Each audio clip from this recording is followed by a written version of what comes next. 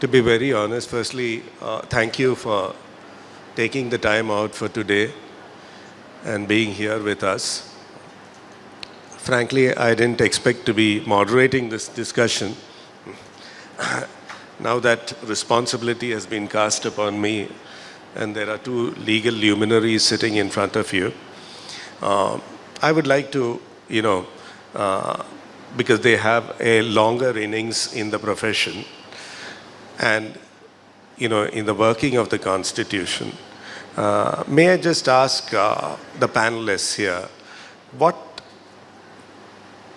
is the real object of our Constitution?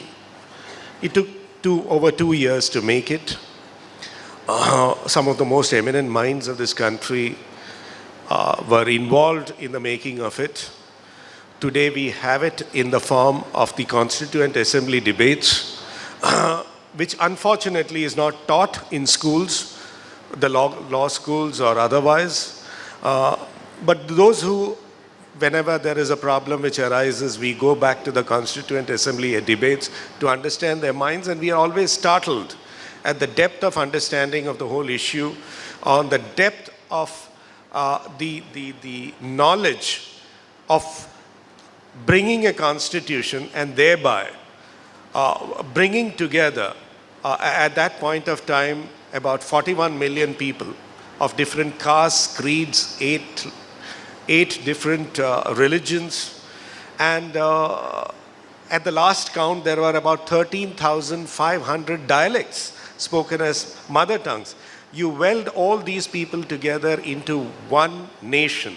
That was the object of the Constitution. That was one of the objects, but there was a larger purpose behind it. So I would like to pass on the mic to my esteemed colleague, Mr. Pai, and what he thinks, because he has probably seen much more of the Constitution being worked over the last several decades. What is the larger purpose of our Constitution? Good morning. The Constitution's main purpose, if we may say so, has been to weld together a nation of great diversities, multi-religious, multicultural, multilinguistic. There is hardly anything in common between someone in Kerala or Tamil Nadu and in Punjab or the Northeast, but still we have something very important in common, that we are all Indians. That is the underlying golden thread that knits us all together. The Constitution aimed at building a nation, not so much of uniformity, I would think, as of unity in a mosaic of diversities. The Constitution represents the best in our past. It responds to the needs and aspirations of the present and is resilient to cope with the problems and demands of the future, broadly speaking. Have we worked it well? Yes and no, but to a large extent, definitely yes. That you and I are able to be here and exchange our thoughts and views without any inhibition itself is perhaps one of the greatest gifts of the Constitution, which is 75 years young. You would know that a study conducted maybe about 15 years ago in 2009 by 3 learned scholars put the average age of a written constitution at 19. And hardly a few constitutions have lasted beyond 50. In our own area, the Indian subcontinent, Southeast Asia, we are undoubtedly an oasis in a desert.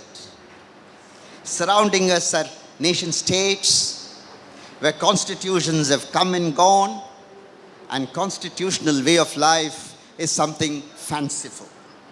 And therefore, we are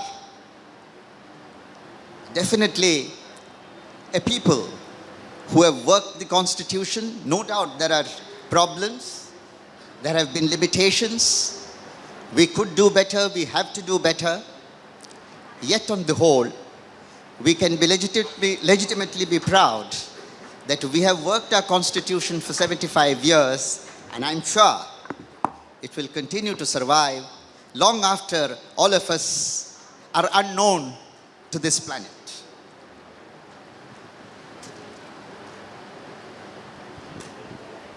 I will now ask our esteemed panel member who has spent a good amount of time as a lawyer, then as a judge, virtually working out the Constitution, and thereafter he is once again a lawyer with us. Yeah.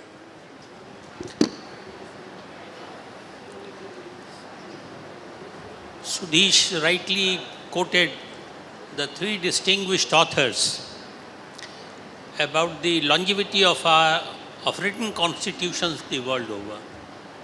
Very few have survived beyond 50 years. We have majestically completed 75 years with every sign of a robust existence, weathering all storms and marching majestically. The factors that help a constitution have been identified as a specificity of its provisions, the flexibility of the amending process, which is very, very important, as I'll advert to it a little later, inclusiveness. It should include every segment of the society, every geographical area of the country. Next is the power of judicial review and a robust judicial process. Our forebears have told us that the survival of a constitution, above all, depends on the will of the people and its ability to point out and correct the errors of the legislature and the executive. A classic example is that of Prime Minister Indira Gandhi. The imposition of emergency and the concomitant atrocities on the people of India commenced on 25th of June 1975 with the declaration of the imposition of the emergency.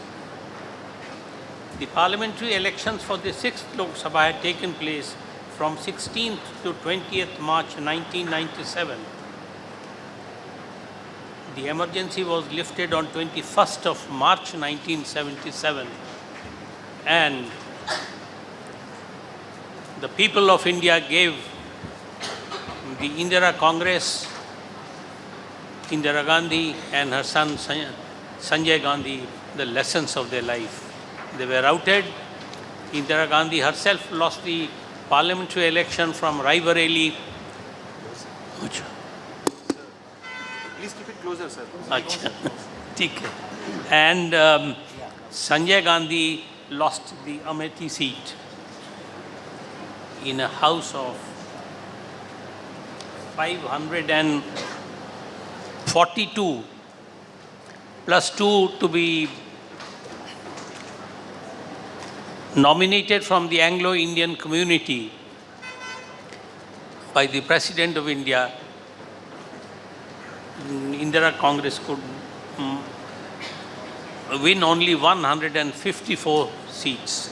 In this background, I would like to inform you that 2 of the seats of the Parliament were for the Anglo-Indian community to be nominated by the President of India, and a similar facility was offered to the Parsis when the Constituent Assembly was in session, and they had declined to accept it. They said in a spirit of inclusiveness, that we shall be part of the mainstream of the country. Now, next comes the role of the Indian judiciary in the administration of the Constitution of India, which is next to the will of the people, which I have explained earlier. Now, a constitution is the very life breath of a nation and the vehicle for its progress. It is the supreme law of the country. And while administering a constitution, differences do arise, and it is the judiciary which becomes the ultimate arbiter of disputes in the country, between man and man, between man and the state.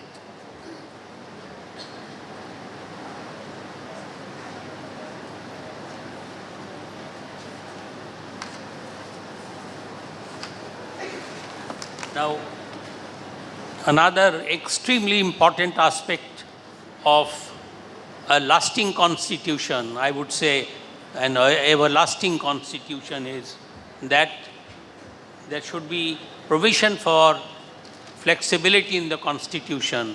It must provide a robust provision for amending the constitution. The human values change, ethos change with the passage of time. One example comes to my mind, how human values change with passage of time, and therefore it is the amending process of the Constitution which comes to the aid of the Constitution, which comes to the aid of the countrymen. Until some time ago, procreation was considered to be the main plank of, main aspect of a marriage. That means marriage between man and woman. The whole concept has changed. And recently we saw a struggle for the same in India was repelled by the Supreme Court in the case of Suprio versus Union of India, delivered on 17th of October 2023 and was delivered by our distinguished chief guest this morning, Mr. Justice Chandrachud. The Supreme Court held that the right to marry is not a fundamental right. For persons, unanimously held that legalization of same-sex marriage is a matter for Parliament to decide, and it refused to rule against the Parliament to issue a direction. It's left to the wisdom of the Parliament. Therefore, amending process must be engrafted in the Constitution, and it goes to the great foresight of the most erudite founding fathers and mothers of the Constitution, who provided an elaborate machinery in the Constitution to amend it, to change with the passage of times.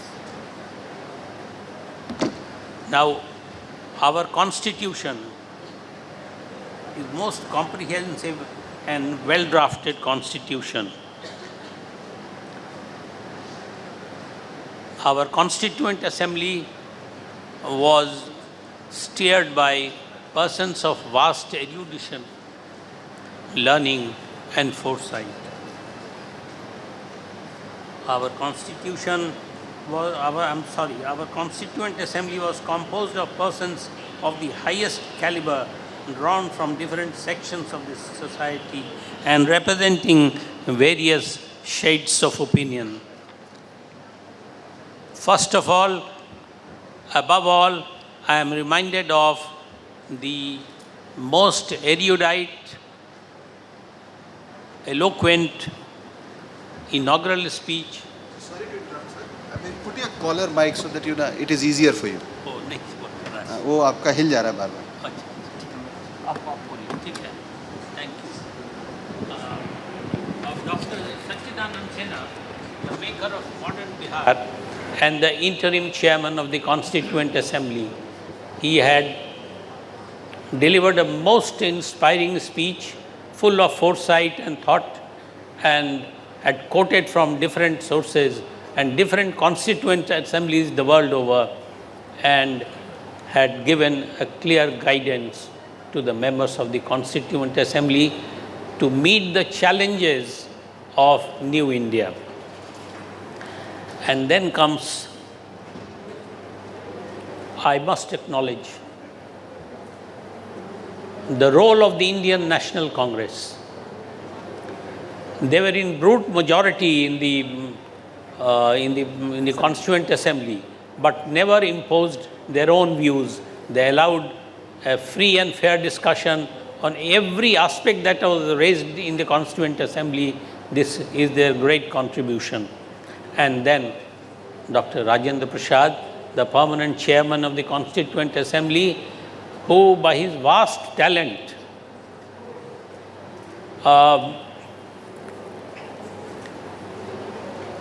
and erudition and experience of life as a lawyer and in the freedom struggle, had allowed a free and fair discussion of every aspect that was raised in the Constituent Assembly, and did not allow any issue to be failed to discuss on technical grounds.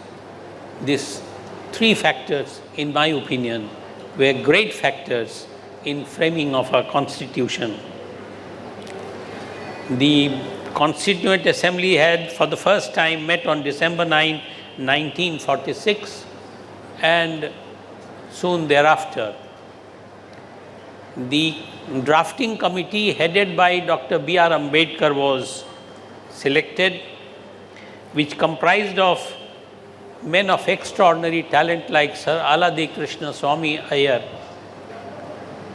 former Advocate General of Madras, and I am too small a person to give him a credit. This credit must be given to him, that a legal luminary like him, a credit which also goes to Dr. M.K. Nambiar, that being practicing lawyers, they had acquired extraordinary knowledge in comparative constitutions the world over, which was not of any benefit to them in their day-to-day practice in the High Court or elsewhere. Apart from these distinguished men, we must remember and pay our tribute to two distinguished personalities. One of them is very well known, Sir Benegal Narsingh Rao, hailed from a place where my brother Sudhish hails. He was a member he hailed from Bangalore.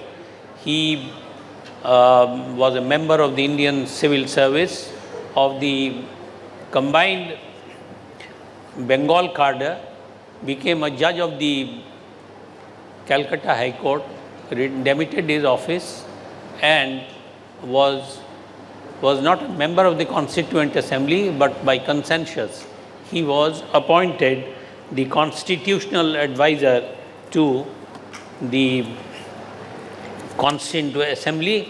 He travelled to various countries to clarify the issues and brought great learning and wisdom to the deliberations of the Constituent Assembly. And one person, see, the nation has already paid its tribute to Sir Benegal Narsingh Rao by issuing a postal stamp in his honor, which I have reproduced in my second book, Saga of the Three Top Courts of India. And one person deserves our greatest gratitude, comparatively less well known, is Mr. Surendranath Mukherjee. He is the Joint Secretary in the Secretariat of the Constituent Assembly, had meticulously drafted the Constitution. He would listen to the deliberations, understood the flow of it, the substance of it, the weight of it, and drafted it with extraordinary skill. To the extent that when Dr. Ambedkar had presented the draft constitution to the Constituent Assembly for its final discussion, on 25th of November 1949 had paid extraordinary tribute to Mr. Mukherjee. He said, quote, "Without his help, the Assembly would have taken many more years to finalize the Constitution." Now, this was wholeheartedly supported by that genius of the chairman of the Constituent Assembly, Dr. Rajendra Prasad, who showered equally rich encomiums on him. Now I come to, shall I say, the greatest, the judgment of the Supreme Court of greatest significance in Keshwanand Bharti. May I just briefly interrupt you, sir? Before we get on to Keshwananda Bharti, because you have thrown light such beautifully on the constitutional legal history as to why we adopted the constitution and how we got the constitution, may I just ask Mr. Santosh Paul for a moment, sir? That in 1949 and 1950, as you have, sir, very nicely elaborated on it, so there were three major criticisms of the constitution when we adopted it. One, that it was very lengthy. Second, that it was not Indian enough. And third, that we heavily borrowed it from other constitutions and from the Government of India Act 1935. Now, if we see, and in fact, one of the members of the Constituent Assembly called it a khichdi constitution in the broadest sense. Now, when we look back, sir, at our neighboring countries, for example, Nepal has replaced the constitution 5 times. Pakistan has replaced the constitution 6 times. Sri Lanka has replaced the constitution 3 times, and we are all aware of the current situation in Bangladesh. Now, sir, we have never replaced the constitution. We have amended it multiple times to suit it to the requirements of the country. As a society, we are also evolving. Now, what is the most striking feature when we adopted the constitution, and why it has survived this period of 75 years, in your opinion?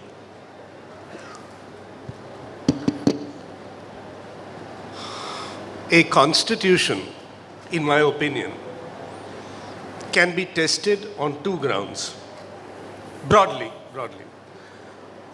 One of the ground is its longevity.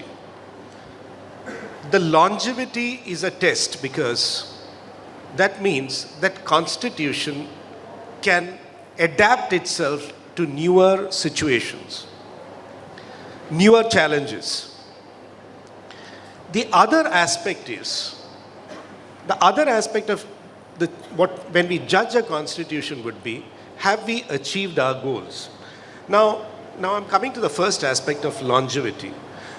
In fact, what you said about, constitutions discarded, rewritten, military coups taking over, that has been the history of post-colonial democracies across the globe. In fact, ours is the standing beacon of a constitution which has survived tumultuous years where there were political upheavals across the globe in the post-colonial world. When the constitution was framed, one of the bitterest critics was Sir Ivor Jennings, who had everything to say against this constitution. And it is interesting to note that Ivor Jennings was instrumental in writing and drafting of the Constitution of Sri Lanka. And today, as you say, it is the 3rd constitution they are working under. In fact, it took a couple of years for the great constitution which Sir Ivor Jennings aided and abetted in writing for Sri Lanka to be torn to bits. Now, there lies the genius of the people who made our constitution. As it was told to you, there was one party in political power. They had overwhelming majority in the assembly. Yet, they knew that they could have very well said, well, from henceforth, this party will rule the country forever. We were responsible for the freedom of this country. No, they did not do that. They allowed a multi-party system to exist in this country because they knew it is so vast, so varied. There are different challenges, and these opinions will have to get, the voice of the people will have to be carried into the parliament, and those problems should be redressed. I'm just giving you an illustration. We have over 25 languages in this country. As I said, 13,500 dialects are spoken as mother tongues, mind you. The dialects are spoken as mother tongues. Yet we have one country. In Europe, there are 25 languages and 44 countries. There lies the strength of our constitution. They even contemplate that the government in the center will be one and the government in the state can be another. Another party could be ruling in the states. Even that much of, free play of political forces is provided for in our constitution. And here lies the greatest strength, because it has been able to weather all the storms, because these various political opinions, these various economic thoughts, which keep coming up through various political processes, various political parties. Now, I come from the state of Kerala, where we had the world's first elected communist government. Yes. Nowhere in the world did a communist government get elected. They come through revolutions. Adult franchise. Yes. Adult franchise. But here they came through an election. And mind you, that thought process even today permeates in the state of Kerala, of egalitarianism, of social justice. And which is why that government of EMS Namboodiripad, which I feel, set the beacon as to what is it that we have, framed this constitution for, to achieve better standards of living, better healthcare systems, better education, more social justice. And today, you will be surprised to note, Kerala has achieved in prenatal deaths. Their statistics are better than United States of America. So which is why it is absolutely important to understand that there is immense strength in our constitution. We have to work it out. There is resilience. We have to work it out, and if the play of forces is allowed, a free and fair play of forces is allowed, there's a lot of things which can be achieved in this country. Correct, sir. True, our constitution is immensely strengthful. But my question to you, Mr. Pai, is this. Sir, Mr. Santosh Paul spoke about the storms which the constitution faced and about a particular political party which was in power. We had an era of emergency also when we talk about it, when a mini constitution in form of a 42nd constitutional amendment was introduced. But we survived that phase as well. Perhaps Mr. Katriyar was trying to point it out about the basic structure doctrine in Keshwananda Bharati, which came on 24th April 1973, which is prior to the emergency era which we faced. Now, how did we survive that emergency era? And what led to saving of the democracy in this country? And that is why we are today celebrating 75 years of the Constitution. In your opinion, sir, what led to this survival despite the emergency era?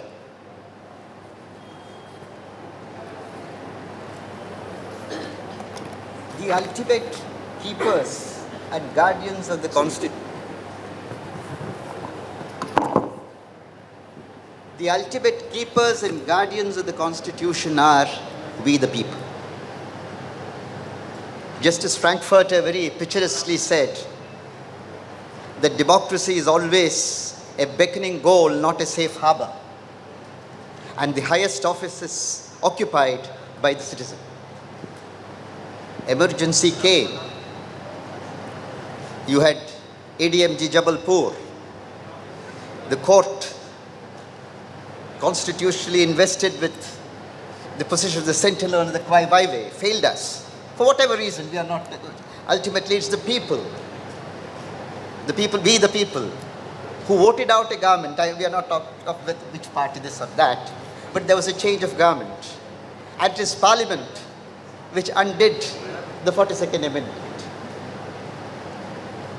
Today we talk of the privacy judgment overruling ADM Jabalpur 1976 to 2017. Privacy judgment overruling was only performing the obsequies of someone dead long ago. Parliament in its constituent power in 1979, when the 44th Amendment came, had already undone ADM Jabalpur. ADM Jabalpur was a dead letter.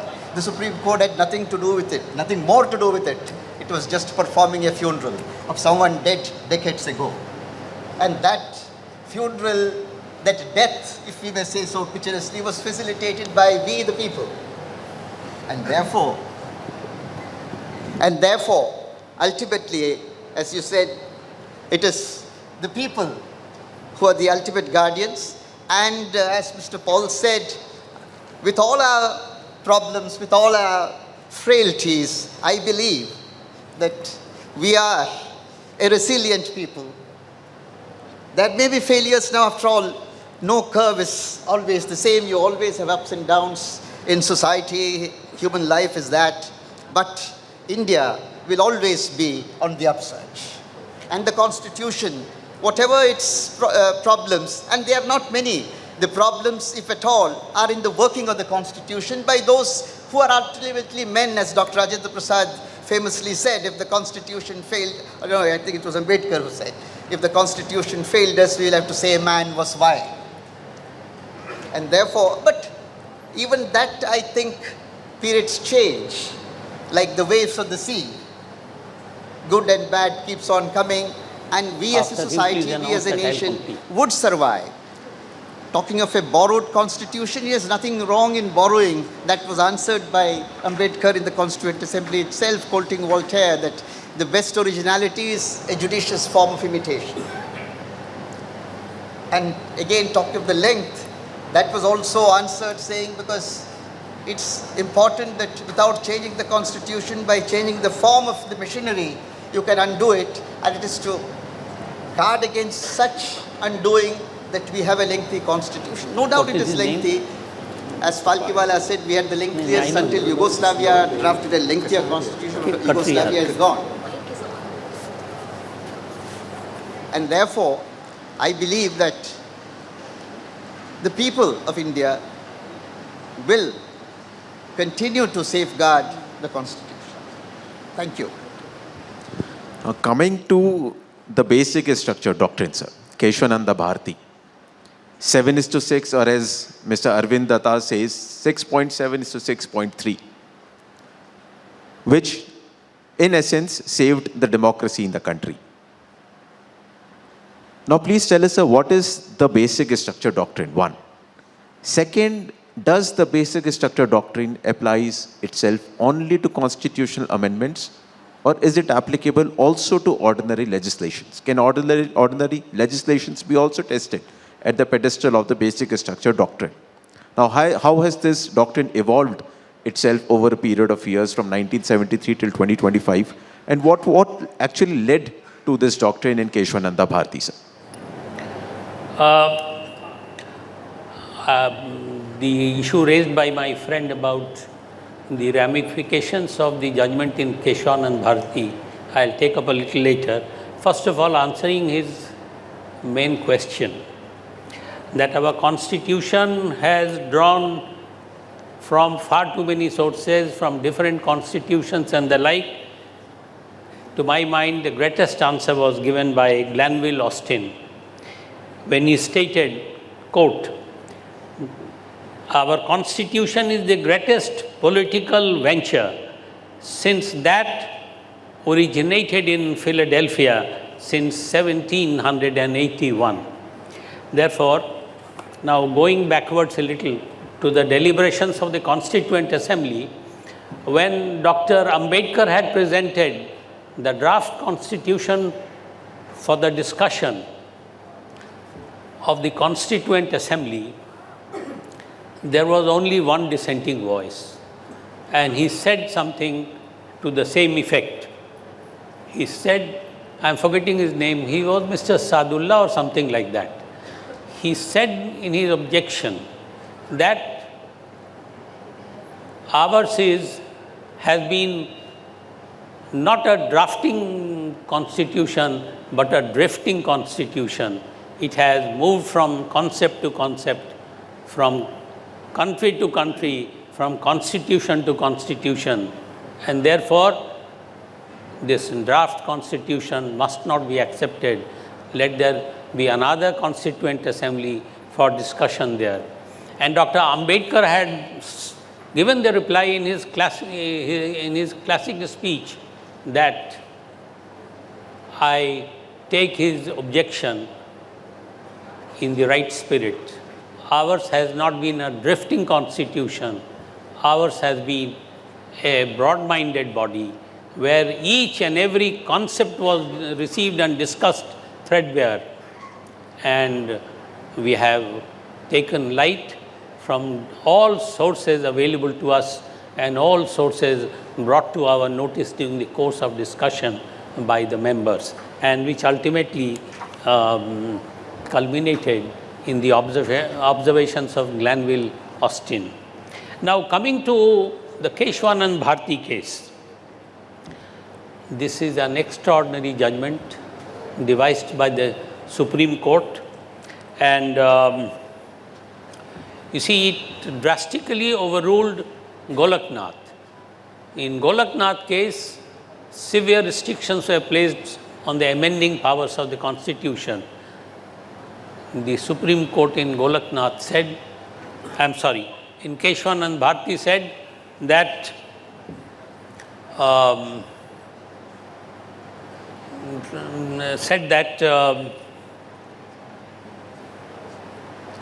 the Parliament will have all the amending powers except to the extent that it does not affect the basic structure of the Constitution. What the basic structure of the Constitution would be will depend from case to case when the cases come up before the court. A few examples that were given by the honorable judges in Keshwanand Bharti case was that we have a parliamentary system of government, we have a presidential form of government, we have a federal structure where there is division of powers. Republicanism. A republican form of government. There are so many of them. They gave it by way of illustration. And now, all of us would agree that we should pay our greatest respect and tribute to the Supreme Court for adopting the basic structure doctrine, which is a great force, constitutional instrument against a majoritarian rule. Otherwise, a majoritarian rule like that of Indira Gandhi could have changed the whole structure of the Constitution. Supreme Court has saved us from that. And the role of the Indian judiciary has been extraordinary. Our Supreme Court has occasionally made mistakes, but those mistakes have been soon corrected by the Supreme Court itself. And those errors have been declared, have been described as aberrations in our constitutional history which have been buried 10 fathoms deep. For example, the judgment of the Supreme Court in ADM Jabalpur case versus Shivkant Shukla, where it was a constitution bench judgment where 4 judges had taken the drastic view, and the dissent came from the extraordinary judge in Mr. Justice H.R. Khanna. And the majority view was soon overruled, starting with the bank nationalization case, and was finally laid to rest in Menaka Gandhi. Now, I would like to conclude with a short song from the United States, a song which is next to their national anthem, and which is sung when the judges of the Supreme Court take their seats in the court. And that is that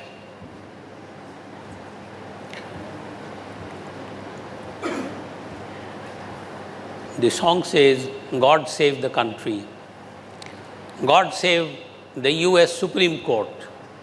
So long the US Supreme Court is functional, is alive, no damage will be done to the polity of the US. I say the same words in the context of our Supreme Court of India, that so long our Supreme Court is vigilant, minor mistakes notwithstanding, there will be no damage done to the polity of India. Thank you very much. Thank you so much, sir, for enlightening us on the basic structure of the Constitution. Now, one of the most important facets of the basic structure is the independence of judiciary. Now, independence of judiciary, as we all know, goes to the root of the matter, where at the threshold, appointments and transfers of judges in the constitutional courts are also important. Now, my question to you, Mr. Paul, is this.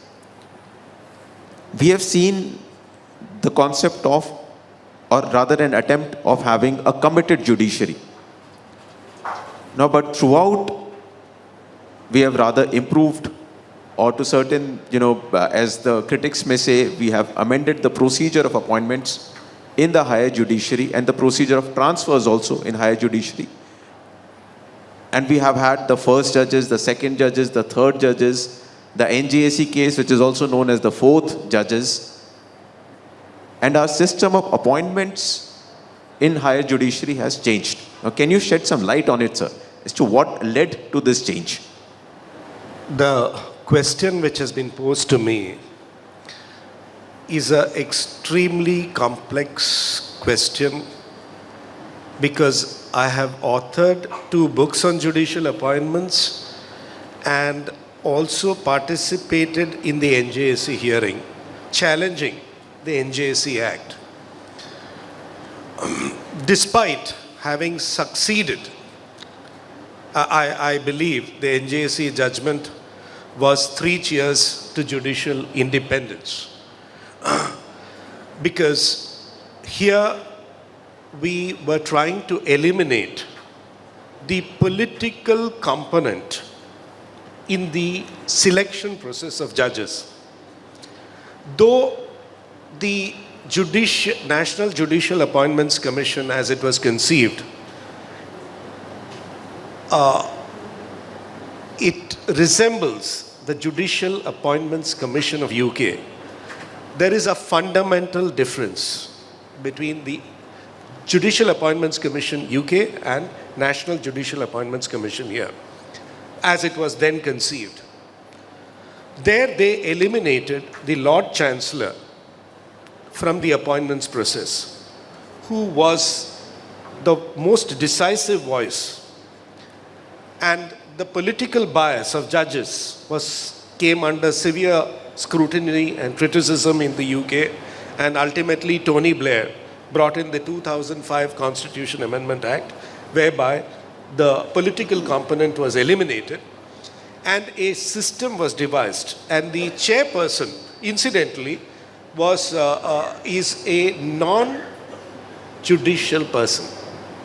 So one of the first judicial appointments commissioner of UK was Baroness Usha Prasher, who was of Indian descent. She came here and we had an interaction, and she said there is now no political interference. Now I come to the NJAC, which is the culmination of a whole series of the seesaw battle which went on.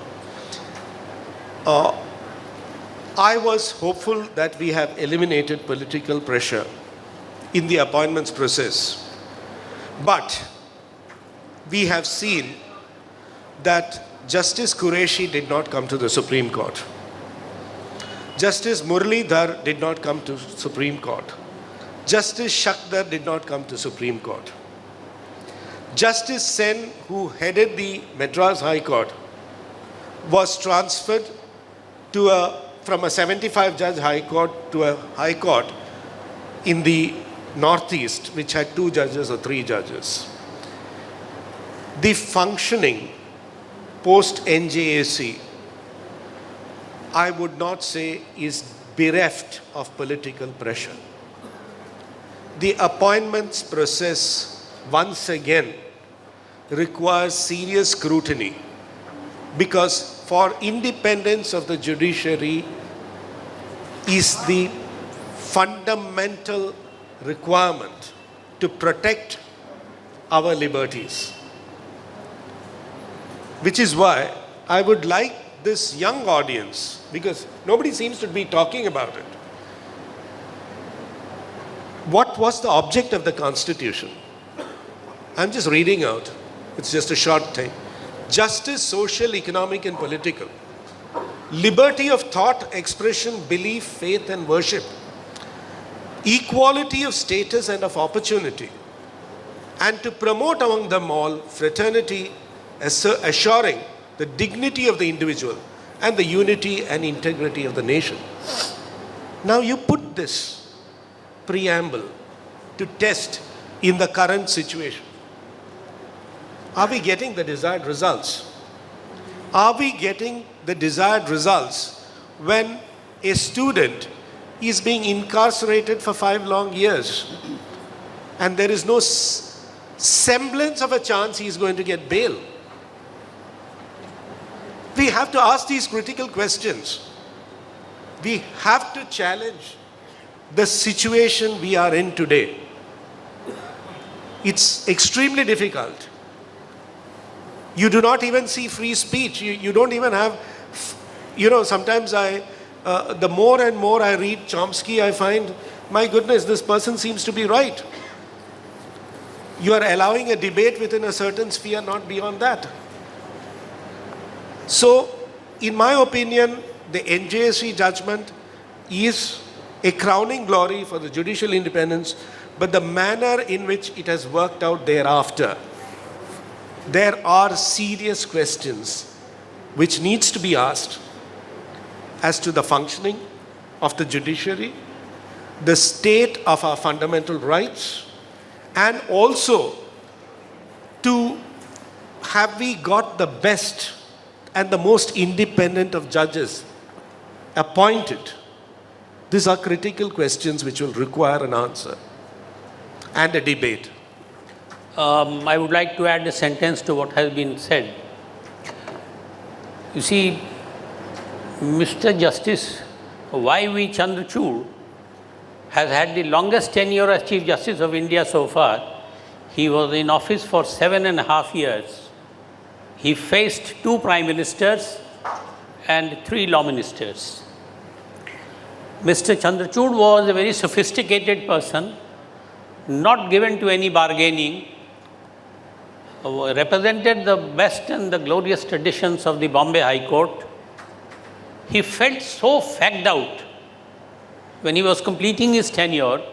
Soon after he completed his tenure, he had said in one of his interviews that no government wants an independent judiciary. Now, coming to the justification of the present collegium system, I am reminded of the observations of Mr. Fali Nariman, a senior advocate, who once said that the collegium system may not be the best, but then it is surely the best of the available ones.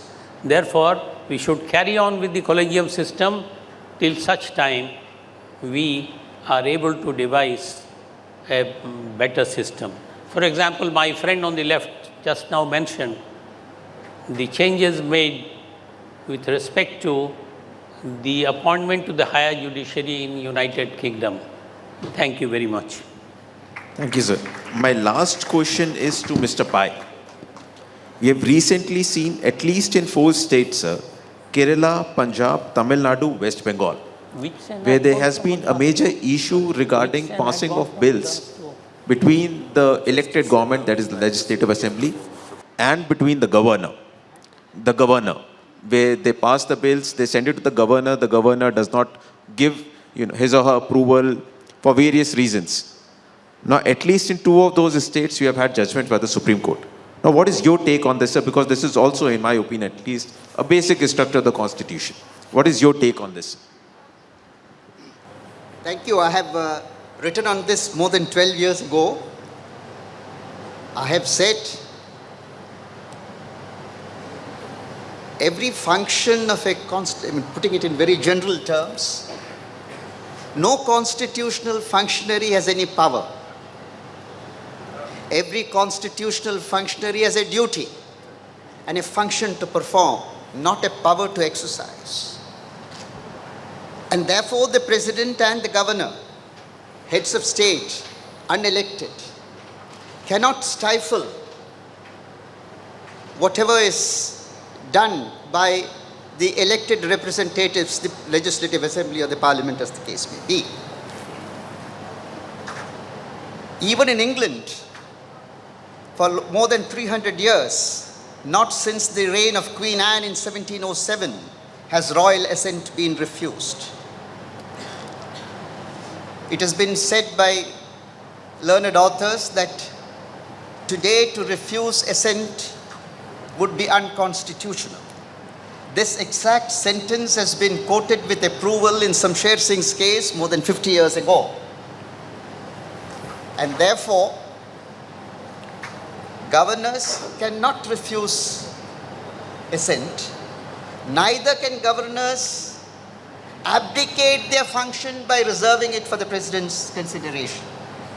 Reserving it, B.K. Pavitra's judgment in the Supreme Court in 2019 with great respect is wrong and requires reconsideration. After all, it's a 2-judge bench. It's in very, very limited areas, and this is very clear from the Constituent Assembly, Aladi's name that was referred to. And in the opinion that Sir Aladi and the first Attorney General, Motilal Settleward, gave on a note that the President of India, first President Dr. Rajendra Prasad, sent to them, Article 74 is all pervasive. This is the language of Sir Aladi. And therefore, whether to give assent, to refuse assent, to put it to the President for consideration, all this is to be only on the advice of the Council of Ministers headed by the Chief Minister or the Prime Minister. It's indeed very heartening that the Supreme Court at least, because you would remember some kind of a myth had developed that assent is non-justiciable. The myth goes back to Purushottam Nambudari's case in 1962, Justice Gajendra judgment. But we would remember that that was nothing to do with assent. That was a case of prorogation, whether a bill would lapse on the prorogation of the House. And incidentally, the learned judge had said you can't prescribe a time limit for governors to function. Because that was 60 years and odd earlier, when constitutional law and administrative law had not developed. Today it is well settled that every functionary has to exercise his powers reasonably, and exercise of powers reasonably would include exercise within a reasonable time. And therefore, governors not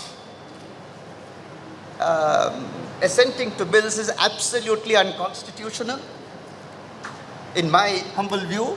And the courts can and should issue a mandamus.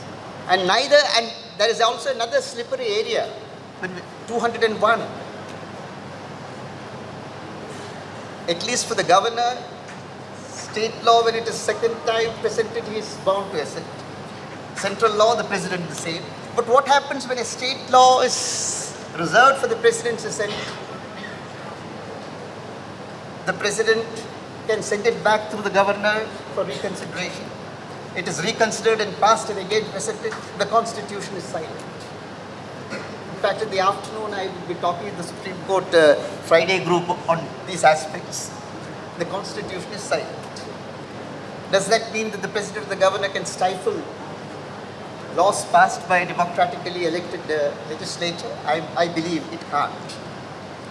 And therefore, and the funny thing is, the president is to act on the aid and advise of the Council of Ministers. With opposing parties at the state and the center, if the union government advises the government and president not to assent, he would not be doing anything unconstitutional because he is bound to act on the aid and advise the government. But it would be unconstitutional and stifling democracy. It is there, I believe, the courts would have to step in and issue a mandamus. So this is a really sensitive area, an area which opens up great possibilities for judicial power and judicial review to be exercised soundly, properly. I am not talking of usurpation of judicial power, which also is not uncommon. But this is an area where the courts would really have to step in and do justice according to and under the Constitution. Thank you. 75 years of the Constitution, and still we have constitutional silences. Of course, we will always be there because no constitution can provide an answer for everything. Okay. As society evolves, silences will be there. And I'll just take that. You talked about constitutional silences. There is a very interesting book by Amar Akhil Reed. yes. He talks about, there is, along with the written American Constitution, there is parallelly a silent constitution, and that is expounded by experience. It is, it evolves with problems which surface. Everything cannot be put in writing. So he talks about the unwritten Constitution of America. So you will find rulings and rulings. You cannot visualize every situation in every age. You cannot even visualize a situation tomorrow. So there is an unwritten constitution which runs parallelly. And it is by one of the eminent constitutional scholars of Indian origin, Amar Akhil Reed. It's worth reading. you also have the great Professor Lawrence Stripes' The Invisible Constitution. Yeah, The Invisible Constitution, again by Lawrence Stripe. Yes. Perhaps considered the greatest living authority on American Yes, Constitution. absolutely.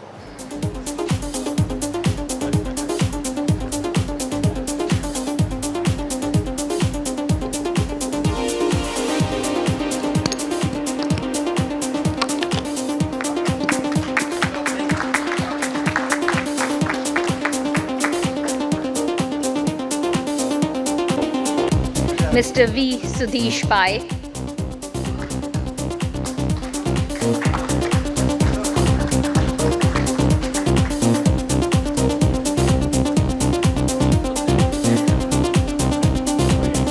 Mr. Santosh Paul.